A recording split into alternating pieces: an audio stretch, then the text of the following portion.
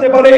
আমাদের পূর্বপুরুষরা 47 সালে এই দেশটাকে দিল্লি থেকে আলাদা করেছিল যেন মুসলমানরা আল্লাহর কোরআন নিয়ে আলাদাভাবে বাঁচতে পারে। এইভাবে আলাদা হতে হতে 1971 সালে জুলুম করেছিল, অন্যায়ের বিরুদ্ধে মুক্তিযুদ্ধ করে দেশটাকে মুক্ত করেছিল।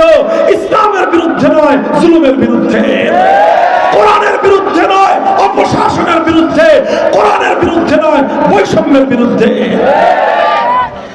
এরপরে 2024 সাল এসেছে। 2024 সাল একটা বিপ্লব হয়েছে। এই বিপ্লবে অনেকে মনে করে যে তারা করেছে। না, 2024 সালের বিপ্লবের ইতিহাস যদি রচনা করতে হয় তোমাকে অবশ্যই 2013 সালের শাপলা চত্বরের কথা বলতে হবে। শাপলা চত্বরে রক্ত দিয়েছে আমার সন্তানরা, শাপলা চত্বরে যুদ্ধ করেছি আমরা, লড়াই করেছেন আল্লামা আহমদ শফী, যুদ্ধ করেছেন আল্লামা জুনায়েদ বাবুনগরী। শত প্রাণের শাহাদাতের বিনিময়ে শাপলা চত্বরে নবী প্রেমের ঝান্ডা উড্ডীন করা হয়েছে।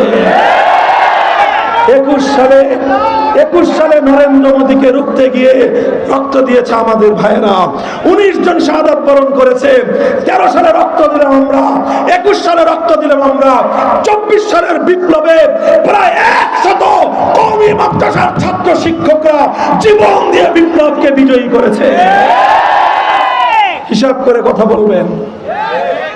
সবাইকে আমরা কৃতিত্ব দিতে চাই, বলতে চাই এই বিপ্লবের পাটাতন তৈরি করেছে শাপলা চত্বরের নবী প্রেমিক তৌহিদি জনতা।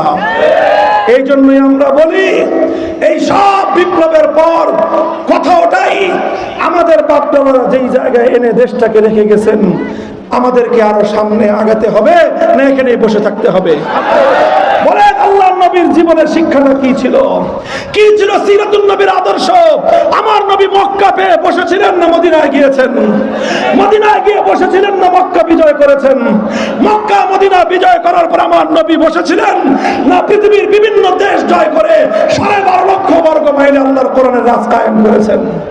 বলেন, আমার নবীর ইন্তেকালের পরে নবীর সাহাবীরা আবু বকর সিদ্দিক, ওমর ফারুক, ওসমান, আলী রাদিয়াল্লাহু আনহুম তারা কি আল্লাহর নবীর সেই সীমান্তের মধ্যে নিজেদেরকে বন্দী করে রেখেছেন না আফ্রিকার জঙ্গল থেকে আটলান্টিক মহাসমুদ্রের তীর পর্যন্ত গোটা অর্ধ জাহানকে ইসলামী খেলাফতের শাসনের অধীনে নিয়ে এসেছিলেন?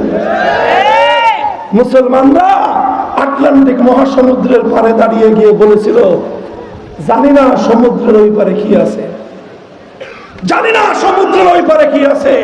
যদি জানতাম সমুদ্রের ওই পারেও দুনিয়ার কোন এলাকা আছে তাহলে এই সমুদ্রের উত্তাল তরঙ্গ পানি দিয়ে ওই পারে গিয়ে আল্লাহর দ্বীন আমরা জিন্দা করতাম।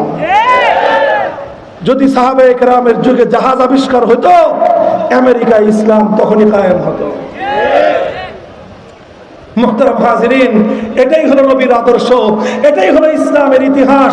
আমাদের পূর্বপুরুষরা 1905 সালে কলকাতা থেকে দেশটাকে আলাদা করে দিয়ে গেছেন। আমাদের পূর্বপুরুষরা 47 সালে দেশটাকে দিল্লি থেকে আলাদা করে গিয়েছেন। আমাদের পূর্বপুরুষরা 71 সালে জুলুম মুক্ত করে দিয়ে গিয়েছেন। আমাদের বর্তমান প্রজন্মের সন্তানরা 2024 সালে রক্ত দিয়ে সকল স্বৈরতন্ত্র, অত্যাচারী, জালেমদেরকে বাংলার মাটি থেকে উৎখাত করেছে। এবার আমাদের দায়িত্ব হলো পরবর্তী ধাপের দিকে আমাদেরকে অগ্রসর হওয়া। لا يشبع المؤمن من خير حتى يكون منتهاه الجنة। হাদিস বাইহাকি শরীফের হাদিস। মুসলমান ততক্ষণ পর্যন্ত ক্ষান্ত হবে না, হয় तमाम দুনিয়াতে দ্বীন জিন্দা হবে আর না হয় শাহাদাত বরণ করে জান্নাতে চলে যাবে। ইম্মাল খিলাফা ওয়া ইম্মাশ শাহাদা, ইম্মাল খিলাফা ওয়া ইম্মাশ শাহাদা। হয়তো খিলাফত, হয়তো খিলাফত, হয় আল্লাহর জমিনে দ্বীন জিন্দা হবে আর না হয় আমরা সবাই শাহাদাতের মৃত্যুকে আলিঙ্গন করে খোদার জান্নাতে যাব। যতদিন এ দেহে প্রাণ আছে, যতদিন আমার ধমনীতে রক্ত প্রবাহিত হবে, যতদিন আমার এই হৃদয়ে প্রাণের স্পন্দন থাকবে, ততদিন হয় আল্লাহর দ্বীনের জন্য লড়াই করব আর না হয় লড়াই করতে করতে শাহাদাতের পেয়ালা পান করে খোদার জান্নাতের মেহমান হব। মুসলমানের কাছে তৃতীয় কোন রাস্তা খোলা নাই। প্রস্তুত হন, আলহামদুলিল্লাহ। কথা বলেন। আমরা একটা ধাপে এসে উন্নীত হয়েছি। জুলাই বিপ্লবের পর আজ আমরা যেই ধাপে এসে উন্নতি হয়েছি, এরপরে আমাদের আর এক দুইটা ধাপ বাকি। এই এক দুইটা ধাপ সামনে আগানোর জন্য তৈরি আছেন তো? আমি বাংলার মানুষকে একটা কথা বলি, হে আমার দেশের মানুষ, অনেক রঙের বাংলাদেশ তোমরা দেখেছো। একবার একজনে বললেন সোনার বাংলাদেশ দেখাবো, আমরা দেখলাম সোনার বাংলাদেশ, পিতল খুঁজে পেলাম না। আরেকজন বললেন নতুন বাংলাদেশ দেখাবো, দেখলাম সেই নতুন শাড়িতে পুরান বউ। আরেকজন বললেন সবুজ বাংলাদেশ দেখাবো, দেখলাম গাছের সব পাতা মরা ধূসর বাংলাদেশ। আরেকজন বললেন ডিজিটাল বাংলাদেশ দেখাবো, আমরা দেখলাম বাংলাদেশ ব্যাংকে জনগণের সম্পদ ডিজিটাল কায়দায় চুরি হয়ে গেল। সোনার বাংলাদেশ দেখা শেষ, নতুন বাংলাদেশ দেখা শেষ, সবুজ বাংলাদেশ দেখা শেষ, ডিজিটাল বাংলাদেশ দেখা শেষ। এবারের বাংলাদেশ দেখতে চাই আল কোরআনের বাংলাদেশ, ইসলামের বাংলাদেশ।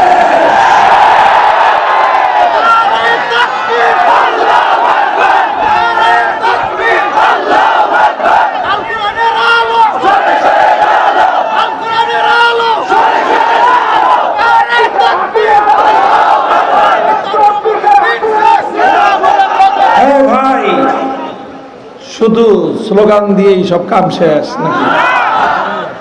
হ্যাঁ, মুখের কথা দিয়ে শুধু চিরা ভিজবে? হ্যাঁ, কথা বললাম শিক্ষার জন্য। শিক্ষাটা যখন অর্জন হলো, এখন আমলের সময়, প্রয়োগ করার সময়। প্রস্তুত আছেন তো ইনশাআল্লাহ? এটা এমনিতেই সম্ভব নয়, ঘাম ঝরানো পরিশ্রম করতে হবে, দাওয়াতের মেহনত করবেন তো? শুধু ঘাম দিয়ে সফলতা আসবে না, রাতের অন্ধকারে চোখের অশ্রু দিয়ে আল্লাহর ফরিয়াদ চাইতে হবে। চাইবেন তো?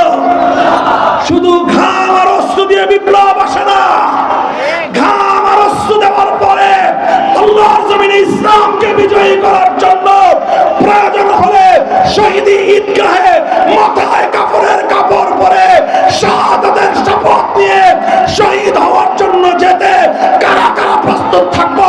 হাত তুলে শপথ করো।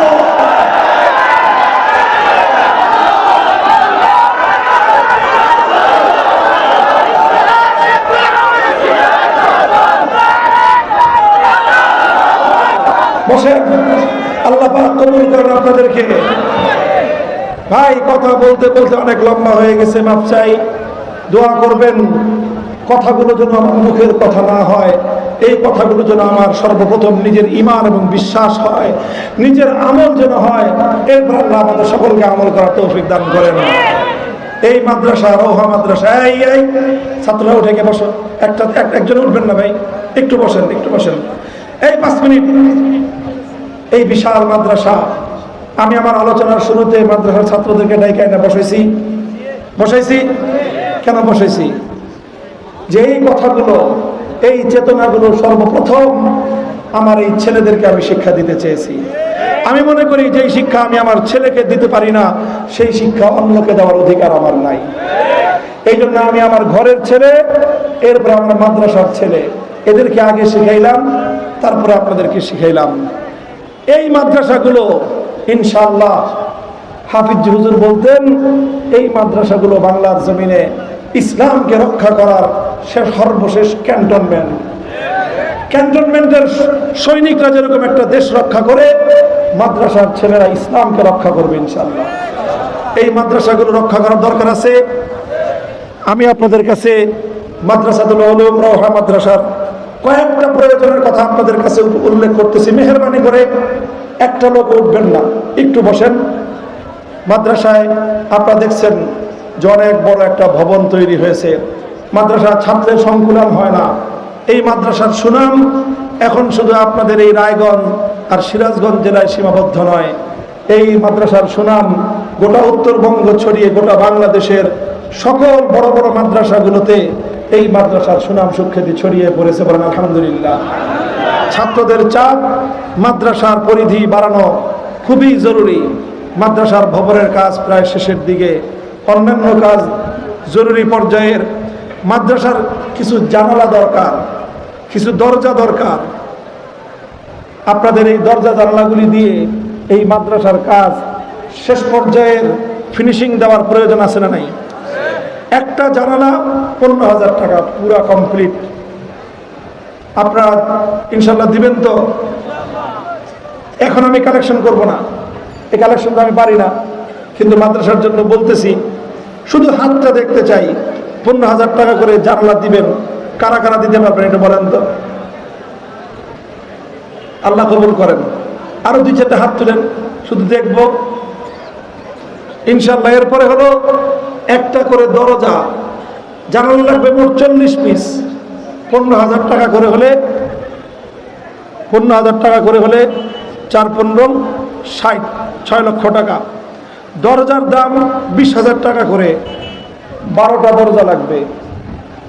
12 দুগুণে 24, 2,40,000 টাকা লাগবে। প্রতিজন অন্তত 1 ব্যাগ করে সিমেন্ট দিতে পারেন আপনারা। আর আরেকটা আখেরি কথা, হুজুর চলে আসছেন ইনশাল্লাহ। আমরা হুজুরের সাথে আখেরি দোয়া করে সবাই যাবো ইনশাল্লাহ। কে কে শেষ দোয়া না করে চলে যাবেন হাত তুলেন তো? দোয়া না করে কে কে যাবেন হাত তুলেন? ইনশাল্লাহ আমরা কেউ দোয়া না করে যাব না, ঠিক আছে তো? তো একটু মেহরবানি করে আমি আপনাদের কাছে আখেরি একটা আপনাদের কাছে আবেদন করব, আপনারা আমাকে মহব্বত করেন।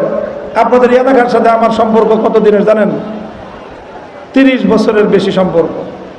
এই শাহাদাত সাহেব হুজুর, জহুরুল ইসলাম সাহেব, রেজাউল করিম সাহেব হুজুর, আমরা একসাথে সেই 96 সাল থেকে কাজ শুরু করেছি। জায়গা ভিন্ন হয়েছে, কিন্তু আমরা এখনো একসঙ্গেই কাজ করতেছি আলহামদুলিল্লাহ। আর নাইলে আমাকে আপনাদের এই এত ব্যস্ততা, এত কাজের মধ্যে এই গ্রামে রোহায় ধরে আনা আমার এত সহজ বিষয় না। এই ওনারা দেখে পারছেন, ধরে নিয়ে আসে আমাকে। তো বুঝতেই পারেন আপনাদের সাথে একটা গভীর সম্পর্ক আমার আছে আলহামদুলিল্লাহ। সেই জায়গা থেকে আমি আপনাদের কাছে আবদার করি একটা, যে আপনাদের যার পকেটে যেই নোটগুলো আছে সবচেয়ে বড় একটা নোট দিবেন, বেশি না। কয়টা নোট? সবচেয়ে বড় নোট কত? বাংলাদেশে 1000।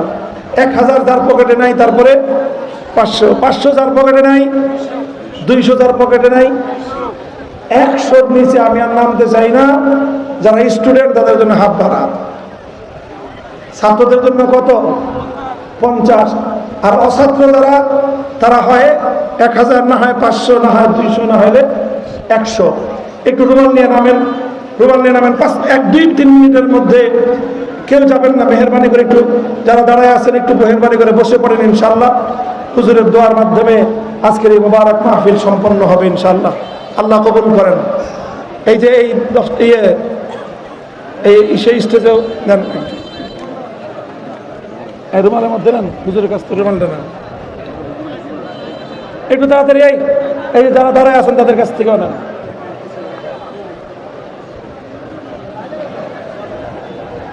ছাত্ররা উঠবেন না, উঠবেন না, একটু উঠবেন না, একটু বসেন, একটু। আপনারা তো ওয়াদা করছেন ইনশাল্লাহ, দোয়া করে আমরা যাবো ইনশাল্লাহ। তাড়াতাড়ি তাড়াতাড়ি তাড়াতাড়ি। আল্লাহ পাক রব্বুল আলামিন আমাদেরকে কবুল করেন। এই মাদ্রাসাকে আল্লাহ পাক রব্বুল আলামিন অনেক উন্নতি দান করেন, আমিন বলেন।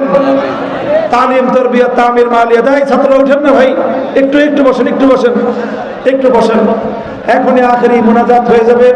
রুমাল নিয়ে একটু তাড়াতাড়ি যাও না, মাঝখান দিয়ে তাড়াতাড়ি যাও। যে মাঝখানে এত মানুষ ফাঁকা কেন? ওই জায়গাটা মাঝখানে চলে যাও তোমরা।